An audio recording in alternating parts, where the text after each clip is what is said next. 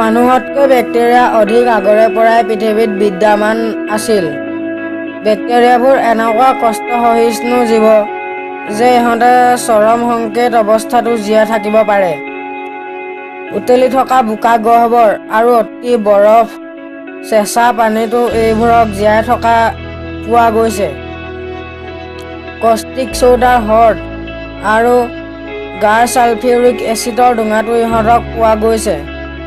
ভূত্বকৰ কেইবা কিলোমিটাৰ গভীৰতো ইহঁতি জীয়াই থাকিব পাৰে। সম্ভৱতঃ ইহঁতি মহাকাশতো থাকিবলৈ সক্ষম হৈছে। চন্দ্ৰৰ পৃষ্ঠত 2 বছৰ ধৰি ৰখা কেমেৰাত এবিধ বেক্টেৰিয়াৰ ফটো ওলাইছে। বোধহয় এনেকুৱা কোনো পৰিৱেশ নাই য'ত বেক্টেৰিয়া নাই। আৰু যদি এনেকুৱা ফেক্ট জানিব বিচাৰে তেন্তে এই ভিডিঅ'টো সম্পূৰ্ণকৈ চাওক। নমস্কাৰ বন্ধুসকল, মোৰ নাম হৈছে অংকুৰ আৰু আপোনালোকে চাই আছে ফেক্টিক। তেন্তে আহকচোন আৰম্ভ কৰোঁ।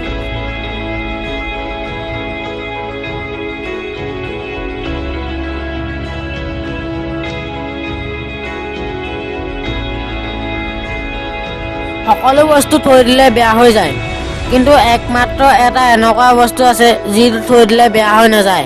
সেই বস্তুটো হৈছে মৌজোল। মৌজোল কেতিয়াও বেয়া হৈ নাযায়, লাগিলে 1 লাখ বছৰেই থৈ দিয়া নাযাওক কিয়।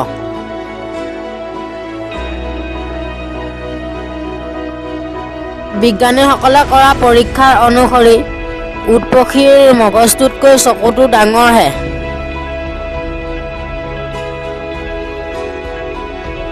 এইটো কথা আচৰিত কিন্তু সঁচা যে এটা গাহৰিয়ে কেতিয়াও আকাশলৈ চাব নোৱাৰে। তাহাঁতৰ বাবে এইটো অসম্ভৱ কথা।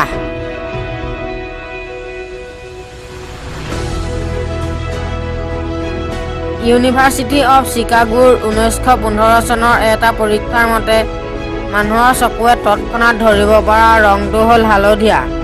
তাৰ পাছৰে পৰা হালধীয়া ৰঙৰ টেক্সিৰ পথা আৰম্ভ হ'ল। আৰু প্ৰথমতে ইউটিউবৰ থাম্বনেইলতো হালধীয়াহে আছিল।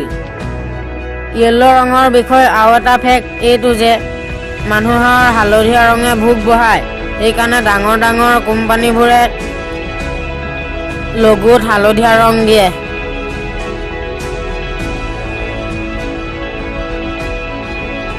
আপুনি বাৰু এডাল পেঞ্চিলে কিমান লিখিব পাৰে? প্ৰায় এখন বহি লিখিব পাৰে চাগৈ।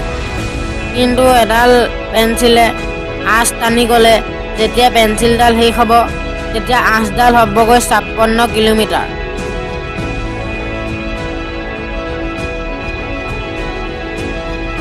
আপোনালোকে সকলোৱে চাগে অক্টোপাছক চিনি পায়, কিন্তু এটা কথা জানি আচৰিত হ'ব যে অক্টোপাছৰ শৰীৰত 3খন কলিজা থাকে, 9টা মগজু থাকে আৰু অক্টোপাছৰ তেজৰ ৰংটো নীলা।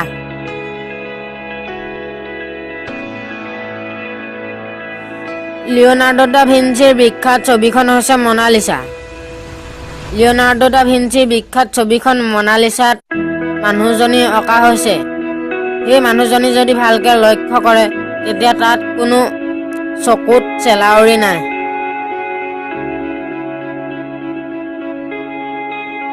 আপোনালোকেতো সকলোৱে শামুক চিনি পায়। শামুকক সাধাৰণতে এলেহুৱা বুলি কোৱা হয়, কাৰণ সি সকলোতকৈ লাহে লাহে যায়। কিন্তু এইটো কথা জানি আচৰিত হ'ব যে এটা শামুকে 3 বছৰলৈকে একেৰাহে শুব পাৰে।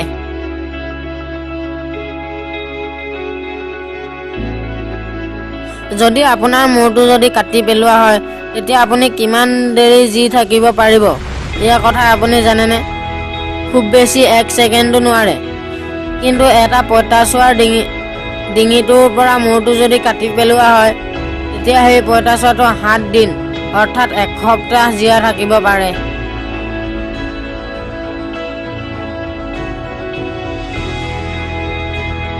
আপুনি কিমান দেৰি আপোনাৰ উশাহটো বাৰু ধৰি ৰাখিব পাৰে? কিন্তু এটা বৃষ্টিকে পানীৰ তলত প্ৰায় 6 দিন ধৰি উশাহ নোলোৱাকৈ থাকিব পাৰে। ই কি আচৰিত! এয়া জানি আপোনাৰ অসম্ভৱ যেন বাৰু নাই লগানে?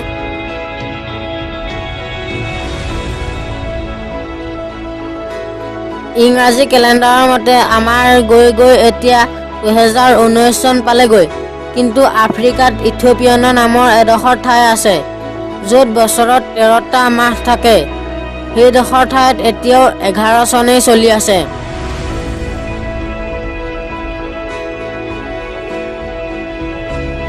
এটা পৰিয়ালৰ কথাতে যদি তুলনা কৰা হয় তেতিয়া বিজ্ঞানীসকলৰ পৰীক্ষা মতে যি ল'ৰাই প্ৰথমতে জন্ম হয় পাছত জন্ম হোৱাটোতকৈ সেই ল'ৰাটো বেছি চোকা হয়।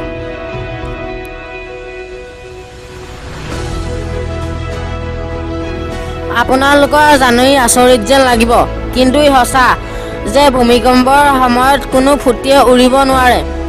কিয় উৰিব নোৱাৰে এই কথা মই আপোনালোকক ক'ব নোৱাৰিম, কিন্তু উৰিব নোৱাৰে।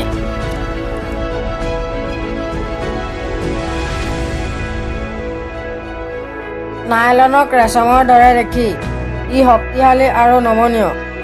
1939 চনত যেতিয়া নাইলন প্ৰথম উলিওৱা হয় তেতিয়া ইয়াৰ ভাল গুণবোৰৰ এক নাইলন উন্মাদনাৰ সৃষ্টি কৰিছিল। এই নতুন আঁহৰ পৰা প্ৰস্তুত কৰা মহিলাৰ মোজাৰ খুব চাহিদা আছিল। কিন্তু দুৰ্ভাগ্যবশতঃ যে দ্বিতীয় বিশ্বযুদ্ধৰ সময়ত নাইলনৰ উৎপাদন সৰ্বাধিক অংশকে পেৰাচুটৰ উৎপাদনত ব্যৱহাৰ কৰা হৈছিল। যুদ্ধৰ পাছত যেতিয়া মোজাৰ উৎপাদন পুনৰ আৰম্ভ কৰা হৈছিল তেতিয়া যোগানৰ পৰিমাণে চাহিদা পূৰাব পৰা নাছিল। এই সামগ্ৰীবিধৰ বাবে ডাঙৰ ক'লা বজাৰো চলিছিল। মহিলাসকলে এযোৰ মোজা পাবৰ বাবে ঘণ্টা ঘণ্টা ধৰি শাৰীত থিয় হৈ অপেক্ষা কৰিব লাগিছিল। প্ৰায় নাইলনৰ জৰিয়ত সংঘৰ্ষ হৈছিল।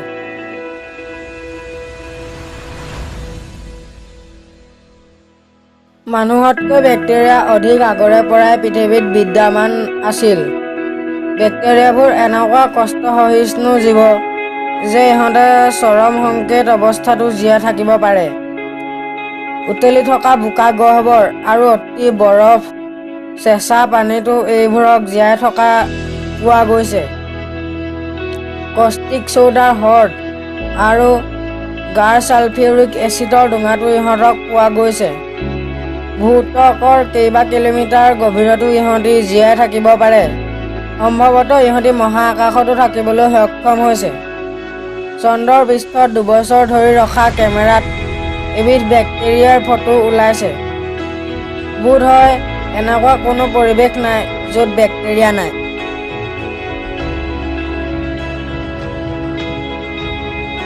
পুৰণি কালত পৃথিৱী বিশ্বব্ৰহ্মাণ্ডৰ কেন্দ্ৰ বুলি ভবা হৈছিল।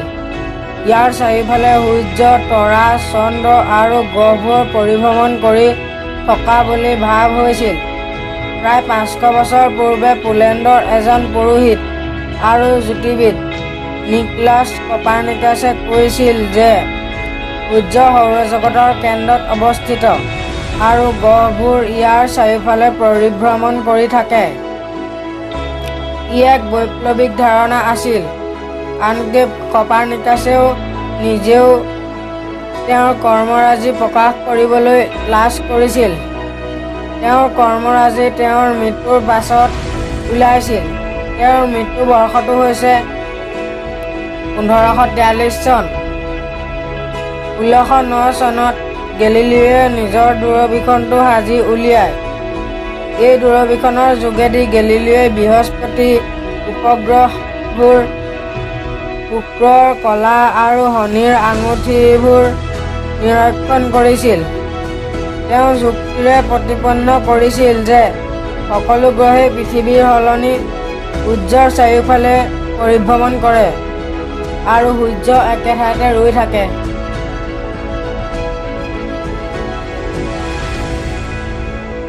সাধাৰণতে অজানিতে প্ৰায় সংখ্যক মানুহে নাখাবলগীয়া বা সেৱন নকৰিবলগীয়া খাদ্য মানুহৰ শৰীৰলৈ নি থাকে।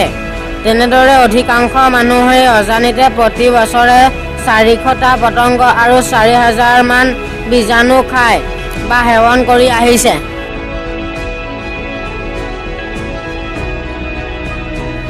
বিশ্বৰ আটাইতকৈ বেছি ভাষালৈ অনুদিত গ্ৰন্থখন হ'ল বাইবেল। খ্ৰীষ্টানসকলৰ পবিত্ৰ গ্ৰন্থ বাইবেল পৃথিৱীৰ 1100টাতকৈ অধিক ভাষালৈ অনুদিত হৈছে অৰ্থাৎ অনুবাদ কৰা হৈছে। আনহাতে বাইবেল পৃথিৱীৰ আটাইতকৈ বেছি প্ৰচাৰিত গ্ৰন্থ।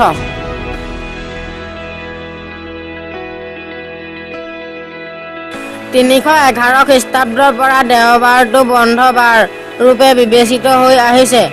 ৰোমৰ সম্ৰাট কনষ্টাণ্টাইনৰ সময়ৰ পৰাই দেওবাৰ বন্ধ বা ছুটী বাৰ ৰূপে নিয়ম প্ৰৱৰ্তন কৰা হয়।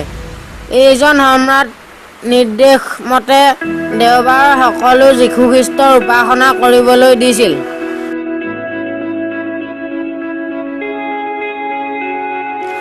বিশ্বৰ প্ৰথমখন বিশ্ববিদ্যালয় হ'ল তক্ষশিলা। এইখন বিশ্ববিদ্যালয় ভাৰতত স্থাপন কৰা হৈছিল। খ্ৰীষ্টপূৰ্ব 700 চনৰ পৰাই এই বিশ্ববিদ্যালয়খন স্থাপন কৰা হৈছিল। বিশ্ববিদ্যালয়খনত সমগ্ৰ বিশ্বৰ বিদ্যাৰ্থীয়ে অধ্যয়ন কৰিছিল। তদুপৰি বিশ্ববিদ্যালয়খনত 60টা বিষয়হে বিদ্যাৰ্থীয়ে অধ্যয়ন কৰিছিল। যদি ভিডিঅ'টো ভাল লাগিল তেন্তে লাইক কৰক। যদি এই খবৰ আপোনাৰ বন্ধু বান্ধৱীক জনাব বিচাৰে তেন্তে শ্বেয়াৰ কৰক আৰু এনেকুৱা ভিডিঅ' চাবৰ বাবে মোৰ চেনেলক ছাবস্ক্ৰাইব কৰক। যদি আপুনি ছাবস্ক্ৰাইব নকৰে তেতিয়া মই কেতিয়া ভিডিঅ' দিছোঁ সেই কথা আপুনি গম নাপায়।